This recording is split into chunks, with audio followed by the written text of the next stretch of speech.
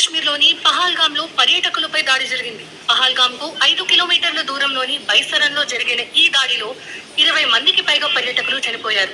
దాడి సమాచారం అందిన వెంటనే భద్రతా బలగాలు ఆ ప్రాంతాన్ని తమ ఆధీనంలోకి తీసుకున్నాయి. ఇటీవలి కాలంలో కశ్మీర్లో సాధారణ పౌరులను లక్ష్యంగా చేసుకుని జరిగిన అతిపెద్ద దాడి ఇదేనని జమ్మూ కశ్మీర్ ముఖ్యమంత్రి ఉమర్ అబ్దుల్లా అన్నారు. ఈ దాడిలో అనేక మంది గాయపడ్డారు.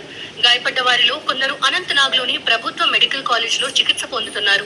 బీబీసీ ప్రతినిధి మాజిద్ జహంగీర్ ఈ ఘటనకు సంబంధించి గుజరాత్ కు చెందిన ఒక పర్యాటకుడు మాట్లాడారు.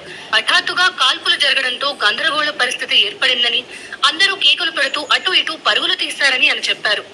ఈ దాడిని ప్రధాని నరేంద్ర మోదీ తీవ్రంగా ఖండించారు.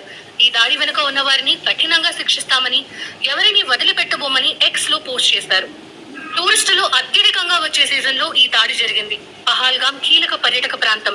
ఇక్కడి పచ్చని మైదానాలు, లోయల వల్ల ఏటా ఇక్కడికి అనేక మంది పర్యాటకులు వస్తుంటారు. పహల్గామ్ ను స్విట్జర్లాండ్ ఆఫ్ ఇండియాగా పిలుస్తారు. ఈ దాడిపై జమ్మూ కశ్మీర్ ముఖ్యమంత్రి ఉమర్ అబ్దుల్లా విచారం వ్యక్తం చేశారు. కేంద్ర హోంమంత్రి అమిత్ షా హుటాహుటిన శ్రీనగర్ కు వెళ్లారు. జమ్మూ కశ్మీర్ లెఫ్టినెంట్ గవర్నర్ మనోజ్ సిన్హా, ముఖ్యమంత్రి ఉమర్ అబ్దుల్లాలతో కలిసి తాజా పరిస్థితిపై సమీక్ష నిర్వహించారు. దాడి చేసిన వారిని వదిలిపెట్టబోమని జమ్మూ కశ్మీర్ లెఫ్టినెంట్ గవర్నర్ మనోజ్ సిన్హా అన్నారు. ఈ దాడిని ప్రతిపక్ష నేత రాహుల్ గాంధీ ఖండించారు. పిరికి పందుల దాడిలో పర్యాటకులు చనిపోవడం, అనేక మంది గాయపడడం చాలా బాధ కలిగించిందని, ఈ దాడిని తీవ్రంగా ఖండిస్తున్నానని రాహుల్ గాంధీ ఎక్స్ వేదికగా పోస్ట్ చేశారు.